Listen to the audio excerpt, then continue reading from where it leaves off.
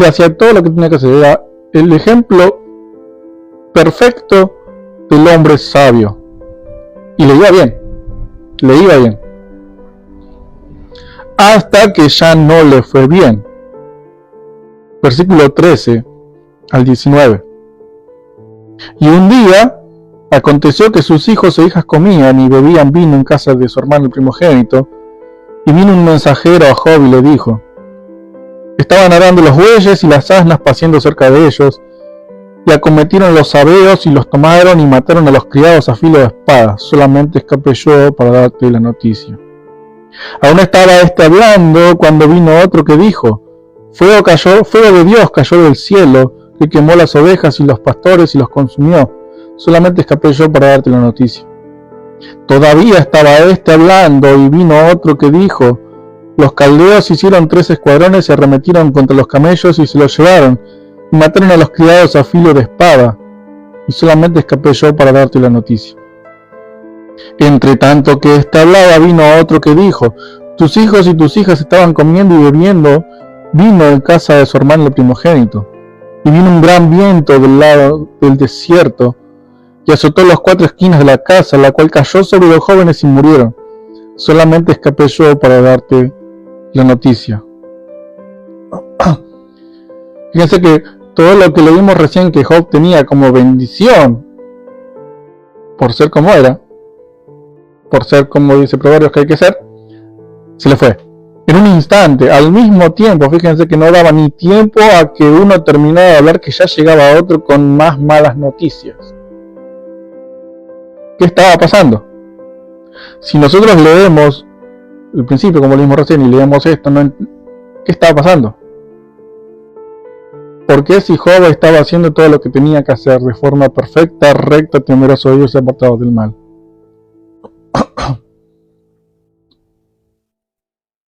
Ahora, ¿cómo responde Job? Los siguientes 3 versículos. Entonces Job se levantó y rasgó su manto, y rasuró su cabeza y se postró en tierra y adoró, y dijo: desnudo salí del vientre de mi madre y desnudo volveré allá. El Señor dio y el Señor quitó, sea el nombre del Señor bendito. En todo esto no pecó Job ni atribuyó a Dios despropósito alguno. Este hombre perfecto, recto, temeroso de Dios y apartado del mal, perdió prácticamente todo lo que tenía, hasta sus 10 hijos, 7 hijos y 3 hijas. Y se postró en tierra y adoró. Que uno es bendecido por hacer las cosas bien y es maldecido por hacer las cosas mal. Dios decide, Él decide en cada momento, todo el tiempo, si te va a bendecir por hacer las cosas bien y si te va a maldecir por hacer las cosas mal.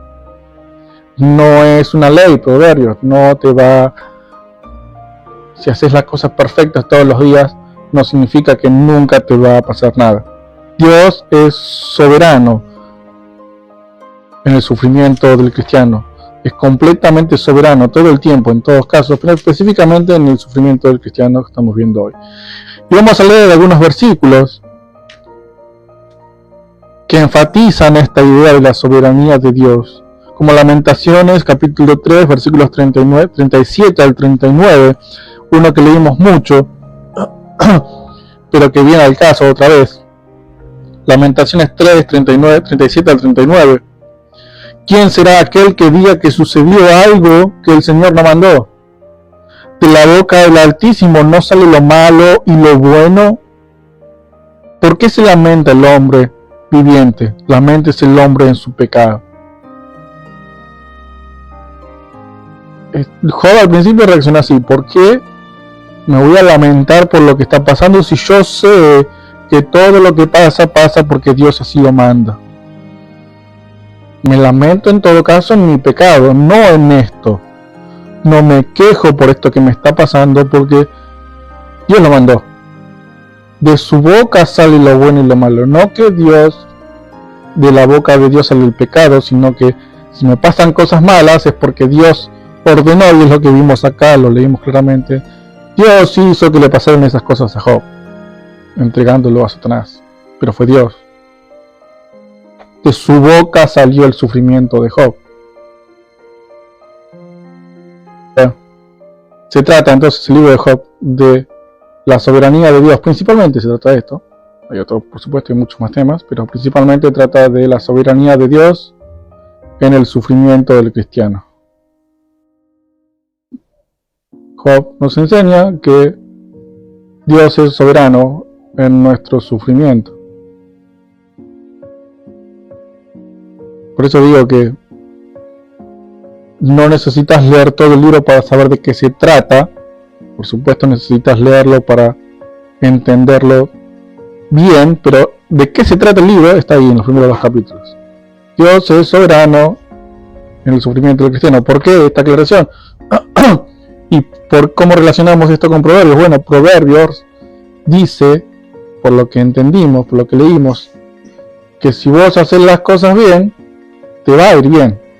Y si haces las cosas mal, te va a ir mal. Y distinguimos entre esas dos personas, dos tipos de personas. Uno que hace las cosas bien y que es bendecido, y el otro que hace las cosas mal, que es impío y es maldecido. Entonces el libro intenta responder esa pregunta.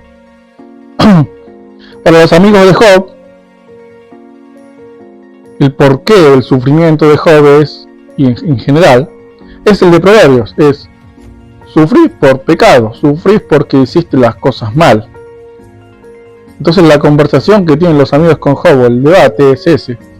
Están todo el tiempo diciéndole, vos pecaste, hiciste las cosas mal, algo hiciste mal que no querés admitir, y por eso te está yendo mal, por eso estás sufriendo. El sufrimiento es consecuencia del pecado, dicen los amigos de Job. Después aparece el final, Eliú intenta responder esta pregunta un poco más acertado, ¿sí? Porque aunque es cierto, porque lo leímos en Proverbios, es cierto que hacer las cosas mal, que el pecado trae consecuencias, trae sufrimiento, no aplicaba a la vida de Job. Job antes del sufrimiento. Hubo en la tierra de Uz un varón llamado Job, y este era hombre perfecto y recto, temeroso de Dios y apartado del mal, es decir, era un hombre sabio. Si vamos a Proverbios, lo ponemos en la categoría de sabio. Job era ese tipo de hombre que perseguía todos los días la sabiduría, que todos los días buscaba hacer las cosas bien. Él era un hombre íntegro, esa palabra perfecto es íntegro, era intachable. O sea que él debería ser bendecido porque era sabio. Puesto. Para él el sufrimiento no tenía explicación. Entonces, ese sufrimiento que para Job no tenía explicación es lo que explica el libro en general y lo que vamos a ver hoy. Para el caso de que a alguien le pase como le pasó a Job, entonces no le pase lo mismo que a él que no lo entendía. O sea, nadie, nunca jamás, desde que existe el libro de Job y que se lee, o nadie que lea el libro de Job puede pasar por esta misma situación de decir no entiendo qué está pasando. ¿Por qué? Porque ya el libro le responde. Consecuencia del pecado es cierto, purificación de Dios es cierto, pero el de Job es un caso especial que leyéndolo no debería nadie nunca estar en esa situación de no entender, porque acá está la otra respuesta, que es la que buscaba Job, que él recién la va a saber al final, pero nosotros la vamos a saber, no dudo, cuando Job se afirmó todavía más en Dios, estaba dando la gloria. El Señor dio, el Señor quitó. Él da el bien y también da el mal. Cosa que Job no sabía. Sin embargo, Dios es soberano en el sufrimiento.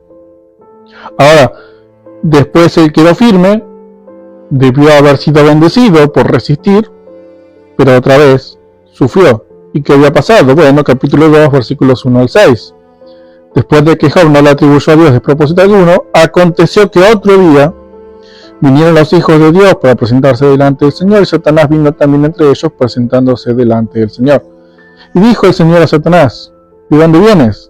Respondió Satanás al Señor, y dijo, de rodear la tierra y de andar por ella. El Señor dijo a Satanás, ¿no has considerado a mi siervo Job, que no hay otro como él en la tierra, varón perfecto y recto, temeroso de Dios y apartado del mal, y que todavía retiene su integridad, aun cuando tú me incitaste contra él para que lo arruinara sin causa? Y ahí Dios mismo dice: yo no tengo motivo para que le pase nada, para maldecirlo o para sacarle las cosas. Le está admitiendo que Job no merecía eso. No había razón para que le pasara eso. Job tenía razón en lo que decía. Yo no lo entiendo. Acá no, esto no tiene que estar pasando. Job dice: no hay causa para que no hay razón para que le pasara eso. Sin embargo, Satanás responde en el versículo 4 y dice al Señor: piel por piel, todo lo que el hombre tiene dará por su vida. Es decir, piel por piel es que la persona está dispuesta a dar cualquier cosa por su propia vida. O sea, con tal de mantenerse en vida, es capaz de dar lo que sea. Pero extiende ahora tu mano y toca su hueso y su carne, y verás si no blasfema contra ti en tu misma presencia.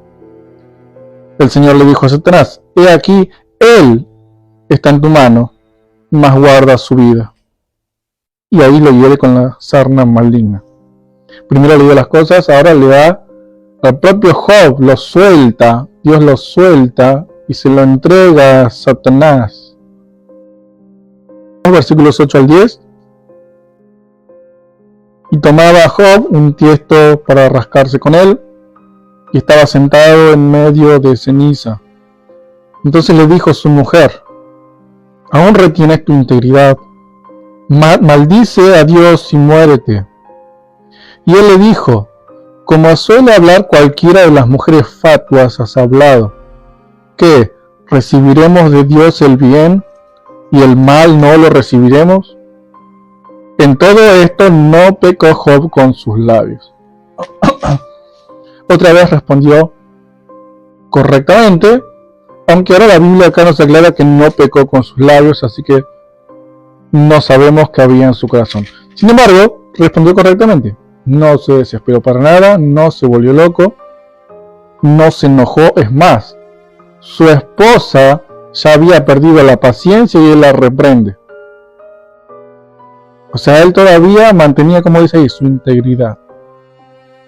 ¿Por qué estaba sufriendo Job? Porque Dios dijo, porque Dios quiso, porque Él es soberano en el sufrimiento del cristiano. ¿Job merecía lo que le pasó? Sí, merecía lo que pasó. Porque era pecador como todos nosotros. Merecía el mismo infierno. Lo que le pasó era poco con lo que un ser humano merece.